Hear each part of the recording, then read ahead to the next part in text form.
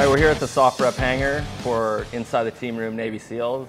I'm here with my teammates Drago, Shane Hyatt, Mike Ritland, and we're going to get started. So we started off a tradition in the team room of having a toast. I think we're going to raise a glass to our fallen soft brothers. So cheers, fellas.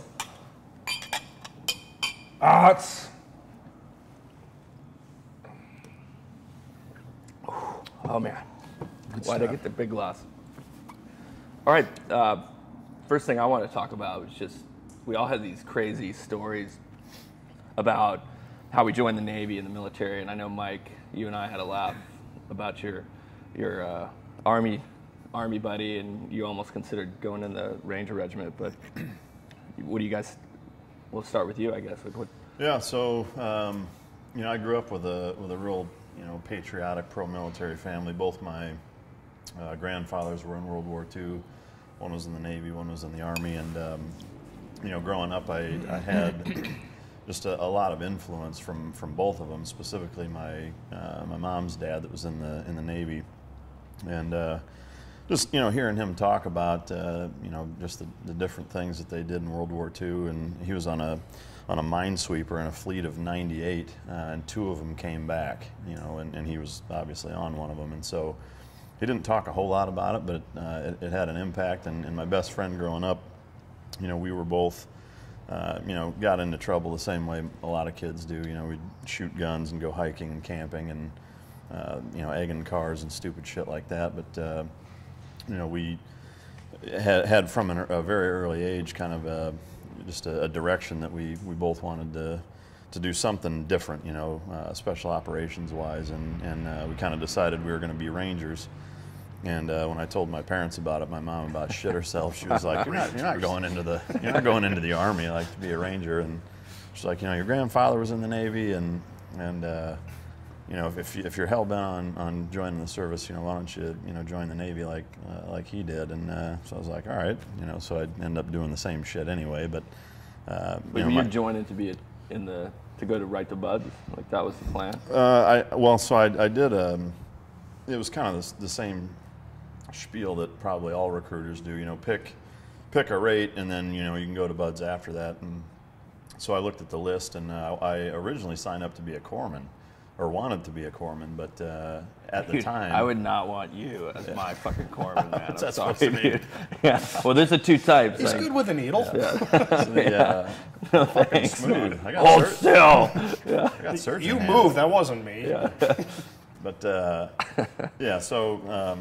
but at the time, they were real heavy on corpsmen, and so they basically said, there's no spots available. So I said, okay, well, out of the list, what else is available? And intelligence specialist was on there, and I read the little 5-sentence paragraph on what that was, and I was like, well, that sounds pretty cool, So I signed up for that. I went to boot camp and passed the BUDS test and started working out. I actually almost didn't go. When I was getting ready to graduate A school, they gave us our list of orders, and I was actually stationed to the USS Constellation. I was like, what the fuck is this? I was like, I have a BUDS packet. USS Never Dock. Yeah, Here we so come. they were like, no, we never received your BUDS package. I was like, you gotta be shitting me. It's like a week before we graduate. So I went to SEAL Team 2. Welcome to the Navy. Yeah. Never again volunteer yourself. So I went to SEAL Team 2 to their quarterdeck, and it was like a Friday afternoon. And there was 2 guys standing on the quarterdeck, and I had an Iowa Hawkeyes sweatshirt on. And I walk in there, and I got my little green BUDS packet, and they're like, who's this fucking guy, Looks like he's 12 years old. And you did. You can just tell, like, these guys are looking at me like this fucking clown, I remember when you couldn't even drink. Yeah. The team we were in, new guys at Team 3. Yeah, I mean, you guys would go out, and I was watching weapons. Designated driver. Yeah, designated weapons watch. Yeah, it pays to be 18, 19 in a SEAL platoon. But anyway, so That's crazy. What are the odds? This guy's like, you from Iowa? I was like, yeah. And he said, where from? I said, Waterloo. He's like, you got to be shitting me. Well, turns out one of these 2 guys is from my hometown. If it hadn't been for that, I'm almost positive I would have never gone to BUDS, because he was like, all right, give me your packet. He ran it up the dive motivator on the East Coast at the time and managed to somehow make it happen. But, he pulled me aside. He's like, don't you fucking don't you embarrass our hometown. He's like, I'm the only guy that's made it. He's like, you better fucking Don't fuck make this it. up. And of course, I'm like, yeah, okay. As opposed, you got the funny story about Dick Marcinko. Oh, yeah. You got to tell that one. So in A school in Virginia Beach, there was a book signing. There was a book signing with Dick Marcinko, James Patches Watson, and Carlos Hathcock at some little mom and pop fucking bookstore. So I'm in A school. I walk up there with my copy of fucking Rogue Warrior, and he looks at me and he's like, "It's your fucking story." You know, I was like, "Oh, I'm going to Bud's." He's like, "Sure you are." Yeah, you know, he's like, it's sure. just a classic fucking Dick Marcinko line. He looks at me like, this fucking guy. And he's like, "What class are you going to be in?" I said, I'm slated for 214. He's like, "You mean DD 214? You're going to fucking..." He's like, "You're not going to make it." And what's funny... That's perfect. The beauty, like at the time, I had no fucking idea What does what that he was mean? even talking I don't about. even I get was the like, joke. This is like the founder of Team 6. Yeah. Like this guy you look up to, and he's basically Clowning telling you, you. clowning Yeah. you at the For book, the at first- his book signing. Yeah. You bought the fucking book, Yeah. and I now he's just still paid giving you you, and shit. I'm gonna be an asshole I'm to you. aspiring to be, just like him or whatever. And yeah, the first word is like, "You're not gonna fucking make it." And he like throws the book. And that's what he wrote in my Just the book. book at him, dude. He like throws the fucking book at me. He's like, "Next," like just. Give me a call when you quit. It's like that movie, The Christmas Story, where the kid finally gets to Santa Claus. He's like, Yeah. and he's froze up. He's like, Santa just kicks him down the slide. Yeah, get out of here. Bad Santa maybe, but Yeah, that's So, good stuff. But yeah, obviously ended up making it through or making it to Buds and then graduating with you. But yeah, that's the What whole about you, Shane? Mine was a little different. I mean, as you guys all know, I grew up white trash in New Mexico, landlocked.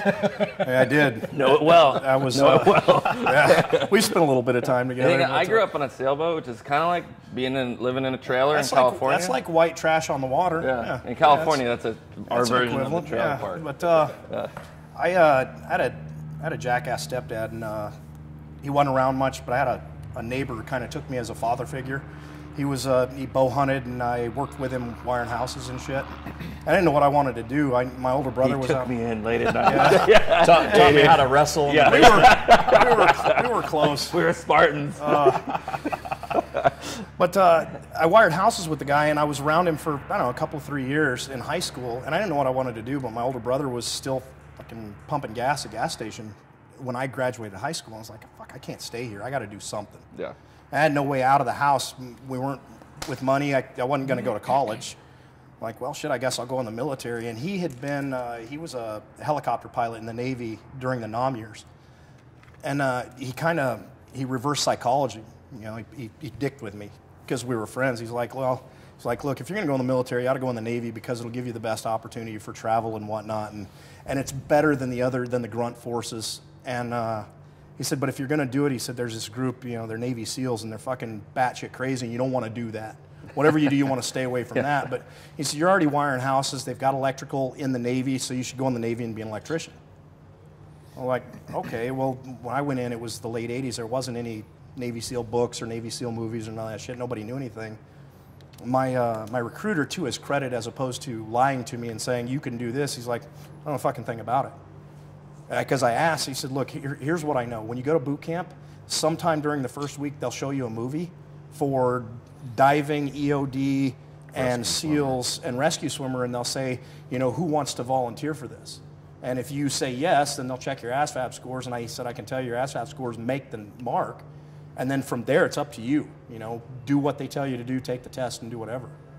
And so I joined my junior year in high school, got the cosign with my mom. She's like, all right, good luck. And I graduated like a month and a half later. I flew to boot camp. First time I'd ever been on a plane. I hadn't been out of the state. That's crazy. And so I flew to Great Lakes, and they showed the video, and I'll do that. And week 4 of boot camp, they took us in and, took us to do the physical test. And I was a swimmer in high school, so the swimming, the pull-ups, the push-ups, all that shit was no big deal, but I'd never run. Like, at that point, I'd run 600 yards, was the farthest I'd ever run in a row.